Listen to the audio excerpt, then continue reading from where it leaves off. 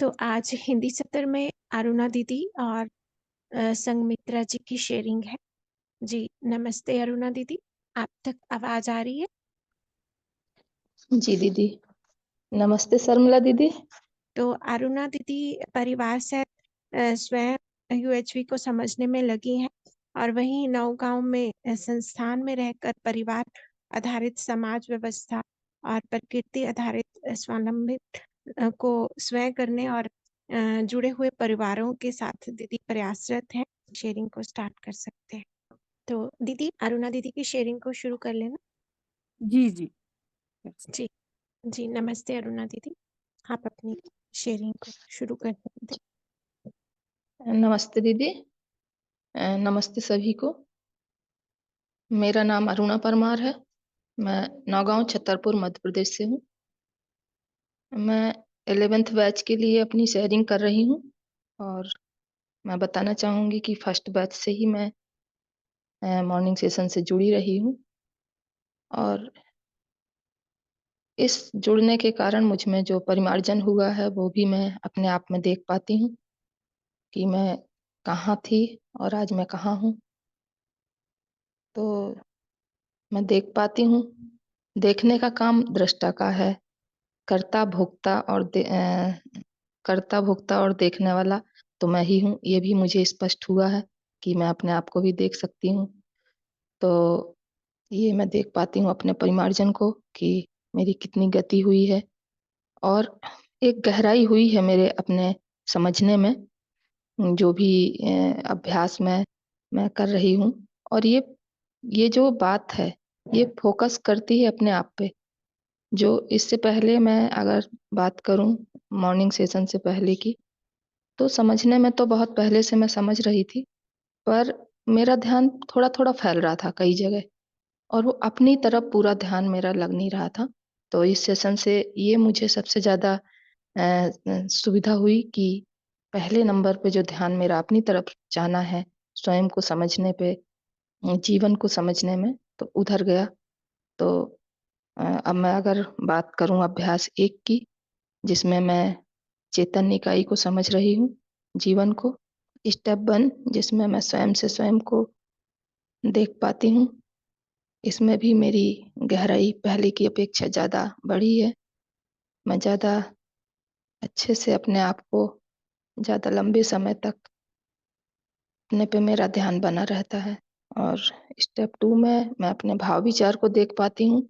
Step 3 में मैं देख पाती हूँ कि ये जो भाव विचार मुझ में है ये सहज है या असहज है, ये सुखद है या दुखद है, मैं सुखी हो रही हूँ या दुखी हो रही हूँ, इसको भी मैं देख पाती हूँ।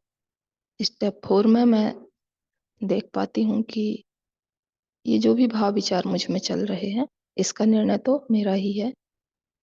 मैं निर्णय पूर्वक ही इन भाव विचार को चला रही हूँ और ये मेरी स्वतंत्रता भी है। तो जब मैं समझ के साथ अपने भाव विचार को चला सकती हूँ, तो फिर मैं देखती हूँ कि मैं सुख के ही विचार चलाऊं। मैं सुखी हूँ क्योंकि सुखी होना मेरा अल्टीमेट लक्ष्य है और उसके लिए ही मैं अब ये अभ्यास कर रही हूँ कि मैं हर पल हर क्षण सुखी हो सकूं। तो ये जो बाहर से बहुत सारी शिकायतें बनी रहती थी, एक द्वेष, एक वातावरण का, अभी भी वातावरण का प्रभाव जाता है, ये बात तो ठीक है। पर ये स्पष्टता तो हुई है कि मैं अगर ध्यान दूं, बात को समझूं और ध्यान दूं, तो मैं अपने आप में अपने सुख को स्थापित कर सकती हूँ। ये स्पष्टता मेरी इस बैच से बनी है यहाँ तक आते आते। तो मैं अपने में जिम्मेदार हुई हूँ। अपने सुखी दुखी होने का जो ये है वो मैं अपने ऊपर ही लेती हूँ। अब ये जो शिकायत है बाहर से या कहीं से, तो उससे काफी हद तक मेरा कम हुआ है। और स्टेप 5 में मैं अपने देखती हूँ कि ये जो सुखी दुखी होने का आधार है, ये सही समझ या मान्यता। तो मैं देखती हूँ कि अब काफी समय तक मैं समझ के साथ बनी रहती हूँ, क्योंकि ये भी मैं देख पाती हूँ कि ये जो समझ है, अगर एक बार स्पष्ट हो जाए तो ये बनी रहती है, फिर ये घटती बढ़ती नहीं है। तो जितना-जितना काम मेरे में हुआ है और जितना अभ्यास और जितना ध्यान दिया है, तो मैं देख पाती हूँ कि सही समझ के साथ मेरे जो भी निर्णय होते हैं, जो भी जीना होता है, वहाँ मैं सुखी होती हूँ। भय और भ्रम से भी मुक्त होती हूँ। तो स्टेप 6 में मैं देख पाती हूँ कि मुझे सहज स्वीकार क्या है, संबंध, विरोध, व्यवस्था, अव्यवस्था, सहअस्तित्व या संघर्ष। तो ये शब्द मेरे लिए पहले, अगर मैं पहले की बात करूँ तो ये मेरे लिए सिर्फ शब्द ही थे, पर अभी धीरे-धीरे मैं इसकी वास्तविकता की ओर बढ़ रही हूँ और ये काफ़ी गहराई से मेरे अंदर उतर रहे हैं। अब मैं इस शेयरिंग में जो अपनी बात रख रही हूँ संबंध, व्यवस्था, सह-अस्तित्व को लेके, तो ये मेरे अंदर से आ रही है कि हाँ, ये बात में मेरी समझ बन रही है। तो स्टेप 7 में मैं देख पाती हूँ कि ये जो संबंध, व्यवस्था और सह-अस्तित्व को संपूर्णता में जीने का, स्वयं से लेके संपूर्णता तक जीने का मैं उसी प्रयास में लगी हूँ और इसमें मुझे सफलता भी मिल रही है। काफ़ी गति हुई है मेरी, इसको मैं देख पाती हूँ अपने आप में। तो ये मेरी एक्सरसाइज फर्स्ट पूरी हुई। एक्सरसाइज 2 में मैं जड़ इकाई का अध्ययन कर रही हूँ, जिसका उदाहरण शरीर है और ये दोनों ही वास्तविकताएँ मुझे मानव रूप में उपलब्ध हैं और तो एक्सरसाइज 2 के स्टेप 1 में मैं स्वयं से स्वयं को देखते हुए अपने शरीर को देख पा रही हूँ और मैं कह सकती हूँ कि पहले जो मेरा शरीर को देखना हो रहा था, बहुत कम हो रहा था। अभी काफ़ी अच्छे से अपने शरीर को देख पा रही हूँ और शरीर के साथ जो मेरा निर्वाह भी हो रहा है, उसको भी मैं बहुत अच्छे से कर पा रही हूँ। स्टेप 2 में मैं सूचनाओं का जो आदान-प्रदान होता है, सेल्फ और बॉडी के बीच में, उसको भी देख पाती हूँ। स्टेप 3 में ये जो निर्णय है, ये मेरा ही है, इसको भी मैं देख पाती हूँ और स्टेप 4 में मैं संवेदना हूँ या मैं संवेदना में हूँ और मेरी और संवेदना के बीच दूरी है। तो इस बात को भी मैं देख पाती हूँ कि संवेदना तो मैं नहीं हूँ, क्योंकि संवेदना तो शरीर में होती है और मेरे और संवेदना के बीच में दूरी है। तो इस पे भी ध्यान जाता है, दोनों वास्तविकताओं को अलग-अलग देखते हुए, क्योंकि संवेदना शरीर में हो रही है और उसको पढ़ने वाला सेल्फ है, तो ऐसा ध्यान जाता है कि इनमें दूरी है। स्टेप 5 में मैं देखती हूँ कि संवेदना के स्रोत और मेरा निर्वाह कैसे होता है, तो इस पर भी ध्यान मेरा गया है कि अ, संवेदना से जो भी सूचना शरीर के माध्यम से सेल तक पहुँचती है, उसको मैं सही समझ के साथ जब अर्थ देती हूँ, तो मेरा निर्वाह बदल जाता है और निर्वाह सही तरीके से होता है और मैं सुखी होती हूँ, स्वतंत्र होती हूँ और जब मैं मान्यता के आधार पे देती हूँ, तो वो निर्वाह मेरा बाहर जो कार्य व्यवहार में होता है, वह प्रतिक्रियात्मक होता है, ये मैं देख पाती हूँ। और अब मैं ये भी कह सकती हूँ कि अब जो निर्वाह होता है, वो काफ़ी उसकी वो बढ़ी है कि ये सही समझ के साथ ही होता है। मान्यताएँ काफ़ी समझ के आधार पे रिज़ॉल्व हो रही हैं। पहले ज़्यादा जीना मेरा मान्यता के आधार पे ही होता था, क्योंकि सही का कोई प्रस्ताव ऐसा था नहीं जो सीधा-सीधा हो और सरल तरीके से हो। तो मॉर्निंग सेशन के माध्यम से इस प्रस्ताव से अब जो समझ बनी है, उससे मेरा जो भी कार्य व्यवहार है, वह काफ़ी हद तक मेरा बाहर जैसा मैं चाहती हूँ या होना चाहिए, एक मानवीय कार्य व्यवहार वैसा हुआ है, इसको मैं देख पाती हूँ। तो स्टेप 6 में मेरा ध्यान अपनी परतंत्रता और स्वतंत्रता पर भी गया है कि सही समझ के साथ जब मेरा जीना होता है, मेरे स्वभाव के आधार पे, मानवीय स्वभाव के आधार पे, तो हम स्वतंत्र होते हैं और जब मान्यता या समझ के अभाव में मेरा जीना होता है, तो हम परतंत्र होते हैं।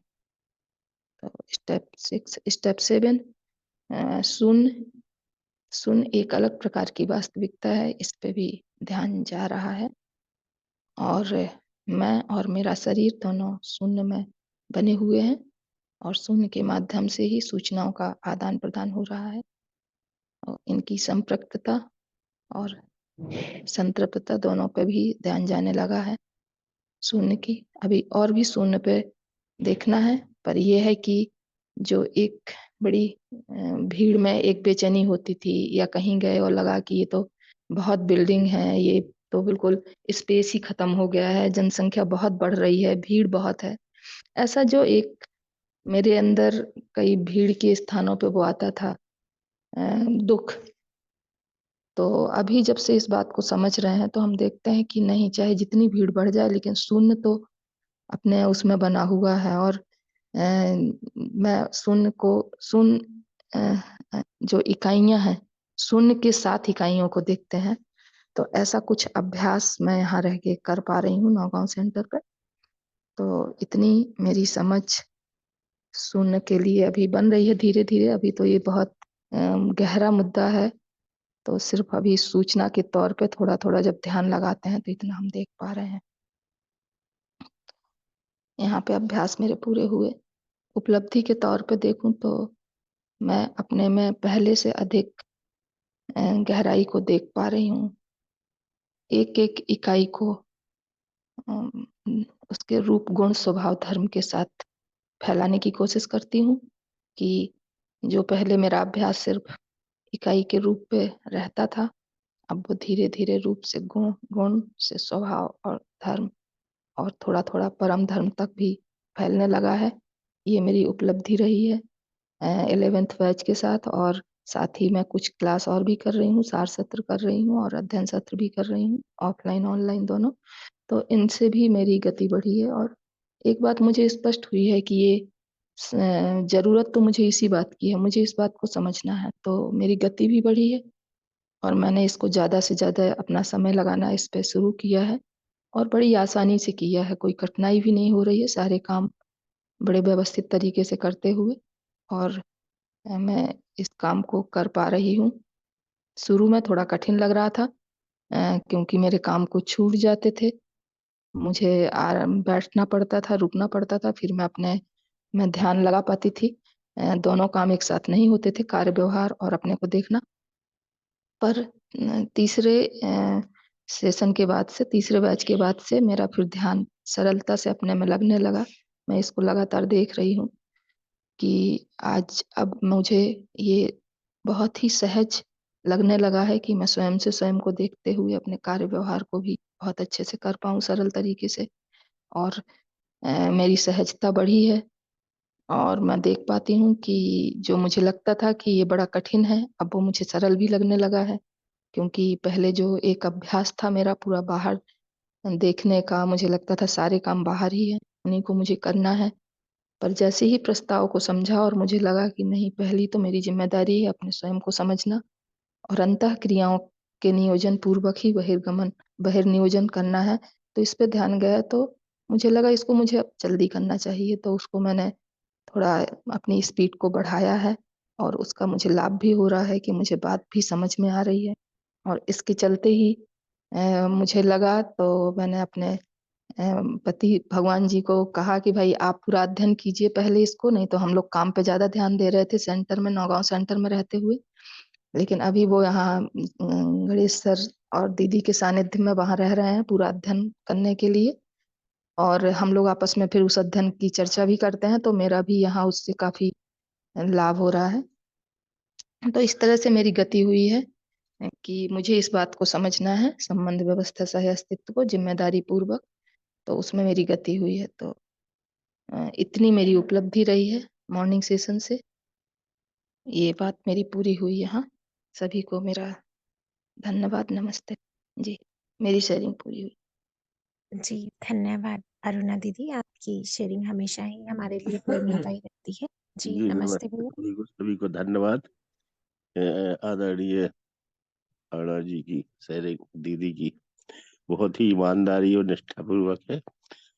बेटा संगमित्रा की शेयरिंग भी बहुत एक्सलेंट है। हम तो साथ में ही रहते हैं यहाँ पे नौगांव में, पास में ही हमारा रहना है। दीदी का और संगमित्रा जी का और आदरणीय परिवार जी का जो जीना है, वो वास्तविक में जैसा यूनिवर्सल ह्यूमन वैल्यू कहती है, उसका कंटेंट उसी तरह है। बहुत ही सहज और परमार्थ और सभी के लिए प्रेरणादायी है। सभी के प्रति इतनी अच्छी भागीदारी है, जैसा एक समाज में मानव का जो रहना होता है वैसे ही रहना है। एक्चुअल में आप देख सुन के उतना नहीं अनुमान लगा सकते हैं जितना उन लोगों का जीना सहज और सरल है, और दूसरों के परमार्थ के लिए। हमारी बहुत बहुत मंगल कामनाएं दीदी को, बेटा संघमित्रा जी को और परमार जी को, कि वास्तविक में इस जीवन में जो मानव का वास्तविक में चरित्र होना चाहिए, इसके लिए जन्म होता है मानव, उसको सार्थक कर रहे। और आदरणीय सभी आप सब लोगों का भी बहुत बहुत कृतज्ञता, धन्यवाद सभी को। नमस्ते। अरुणा दीदी नमस्ते। नमस्ते भैया। हाँ नमस्ते। बढ़िया प्रस्तुति रही दीदी, और आपकी जो प्रस्तुति है वो तो हमेशा पे प्रेरणादायी रहती ही है, और आज भी जो है ये हुई है। और ये देख रहा हूँ कि लगातार जो है विषय वस्तु को गहराई में आप ध्यान दे रही हैं, और स्वयं का जो जो परिमार्जन है वो कितना ज्यादा आपका विकास हो रहा है, ये प्रत्यक्षतया देख रहे हैं। एक बात और कहनी है कि दीदी के साथ हम 1 महीने सारस्वत कानपुर में बीते, साथ हम लोग रहे, और 3 दिन जो है वो नवगांव स्थित जो लिविंग सेंटर है मैं वहां भी रहा।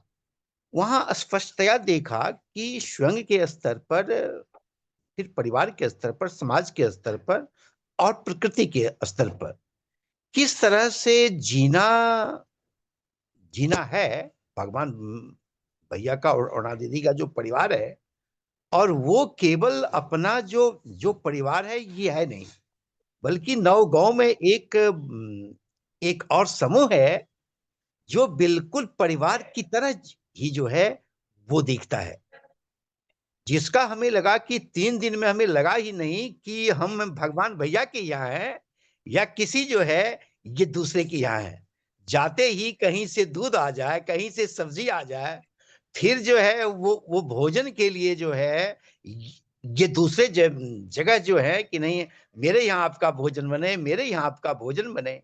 तो कुल मिलाकर के लगा कि वहां केवल भगवान भैया का जो परिवार है वो नहीं है, सारे परिवार जो हैं वो हमारे ही है। तो परिवार मूलक जो ग्राम स्वराज की दिशा क्या हो, स्वरूप क्या हो, तो निश्चित रूप से नवगांव का जो लिविंग सेंटर है एक महत्वपूर्ण प्रयास जो है ये ये हो रहा है। और ये जो चारों है, स्वयं, परिवार, समाज और प्रकृति, इसका बहुत बढ़िया जो है ये प्रमाण भी है, और हम लोगों के लिए एक शिक्षण का विषय भी है, सीखने का विषय भी है। तो कुल मिलाकर के जो है ये प्रस्तुति अरुणा दीदी बहुत बढ़िया आपकी रही। शुभकामना दीदी। धन्यवाद भैया। भारत या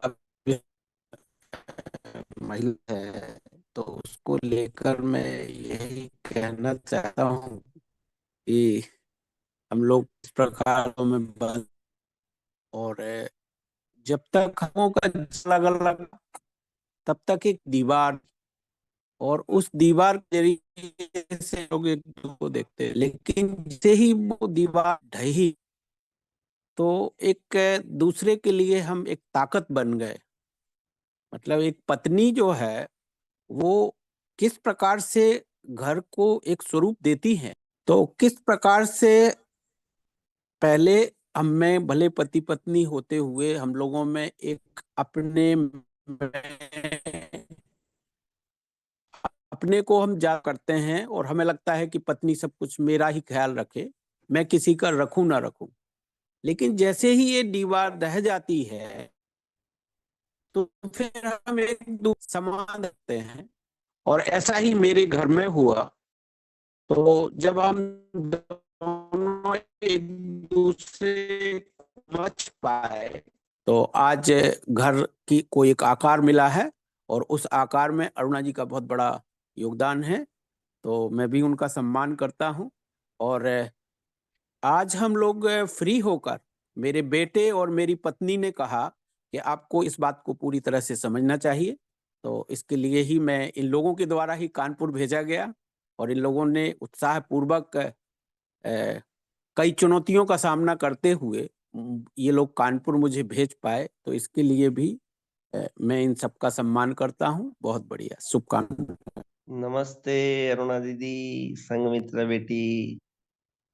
नमस्ते भैया।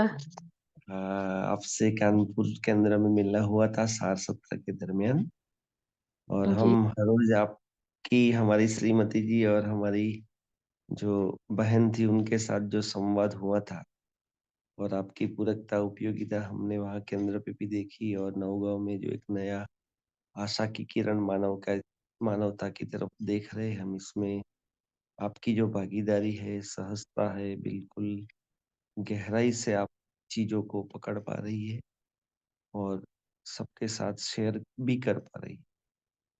वो आपके दोनों बच्चों में भी हम देख पाए वहाँ कानपुर में। तो खूब खूब कृतज्ञता। बस इतने ही बढ़िया सा शेयरिंग करते रहिए और हम लोगों को प्रेरित करते रहिए, आपके साथ साथ हम भी चल पाए। धन्यवाद। नमस्ते नमस्ते दीदी, मेरी आवाज आ रही है दीदी? दीदी बस एक छोटा सा कोई यदि उदाहरण के रूप में हमको ये शेयर करें तो बड़ी कृपा होगी कि संवेदना को जब हम शरीर से अलग होकर के देखते हैं सेल्फ के रूप में, तो उसको संवेदना को शरीर से अलग होकर के देखने में हम उन चीजों को किस तरह से एक सही दिशा में क्रियान्वित कर पाए, उसका कोई एक उदाहरण के रूप में यदि बताएं तो बड़ी कृपा होगी दीदी। देखिए, जितनी मेरी अभी समझ बनी है तो जी उस दीदी, तरीके से मैं आपके प्रश्न का जवाब दूंगी। तो प्लीज प्लीज दीदी। आपको जैसे मान लीजिए मुझे मीठा खाने का मन हो रहा है, एक प्लीज संवेदना हाँ। आई कि मुझे मीठा खाना है, तो फिर उसको मैं हाँ। सही समझ के साथ अपने सेल्फ और बॉडी दोनों को अलग करके देखती हूँ कि ये जो मीठा है ये कहाँ जाएगा, कैसे जाएगा। तो शरीर में क्या इस पोषण की भागीदारी पूरी करेगा ये, और सेल्फ में जो है ये चैन आस्वादन जो जो आस्वादन हो रहा है ये इसके लिए है। तो हम देखते हैं कई बार कि नहीं, हमने तो सुबह से थोड़ा मीठा खाया है या मीठे की अब मेरी आवश्यकता है नहीं, इसलिए मैं इसको अलग करके फिर देखती हूँ। तो मैं देखती हूँ कि ये बात सेल्फ में भी जाती है, और उसको जो वो बार-बार नीड बन रही थी कि मुझे मीठा खाना है, समझ पे जब दोनों वास्तविकताओं को अलग-अलग करते हैं, बॉडी को और सेल्फ को, तो फिर देखते हैं कि बॉडी को तो अभी इसकी आवश्यकता नहीं है, और सेल्फ में भी कोई आवश्यकता ऐसी है नहीं मीठे की। चूँकि ठीक है, चल गया तो अभ्यास है मीठे का कि खा भोजन करना है, भोजन के बाद मीठा चाहिए या फिर दिन भर में कुछ मीठा चाहिए। तो इस पे जब सही समझ के साथ हम अपना स्वयं से स्वयं पे देखते हुए ध्यान लगाते हैं, तो फिर वो चीज़ें हमारी सॉर्ट आउट होती हैं, और फिर मुझे लगता है अब मीठा नहीं खाना है, और फिर हम देख लेते हैं कि मुझे 2 दिन तक मीठा नहीं खाना है और कभी खाना है, तो शरीर की भी वो पूरी हो कर लेते हैं और अपने मन की भी कर लेते हैं। और कभी-कभी अभी ऐसा भी होता है कि थोड़ा मन के चलाने पे भी चल जाते हैं, तो शरीर का थोड़ा नुकसान भी हो जाता है, ये भी हम देख लेते हैं। तो इस अच्छा। तरह से मैं जी। तो अभी मैं शर्मिला दीदी से रिक्वेस्ट करूंगी कि दीदी अरुणा दीदी की शेयरिंग के बारे में अपने फीडबैक को रखें। अरुणा जी नमस्ते। नमस्ते दीदी। बहुत अच्छा लगा आपकी शेयरिंग सुन के। धीरे-धीरे आप इसकी गहराई में, इसकी तह तक जाने का प्रयास कर रहे हैं, और आपकी भागीदारी तो पहले से ही बहुत बढ़िया रही है। आप जहाँ भी जाते हैं, कभी जब कानपुर संस्थान में होते हैं, तो वहाँ अपनी पूरी भागीदारी निभाते हैं। अभी तो अपने घर में रहते हुए पूरा वातावरण आपने इतना सुंदर बना दिया है कि आपके साथ-साथ आपके आस-पड़ोस जितने भी हैं, सबका लाभ हो रहा है। और इसी के साथ-साथ पूरे घर का वातावरण ऐसा है कि बच्चों के लिए भी एक बहुत ही अच्छी परवरिश दिखाई देती है। तो इन सब का श्रेय आपको और भगवान सिंह जी को जाता है कि आप इस बात का महत्व देख पाए। आप इसके साथ में जीने का लेके, मतलब अपने आप को एक तो समझना और अपने जीने में लाना, और जीने में लाने के साथ-साथ आस पड़ोस में भी, अपने पूरे वातावरण को भी उस तरह का बना देना, अपनी भागीदारी दे देना हर जगह, तो उससे बहुत बहुत सभी लाभान्वित हुए हैं मुझे लगता है। और इसमें जो भी आप जितनी भी आपकी समझ बनी, वो भी आपने बहुत ईमानदारी से शेयर किया।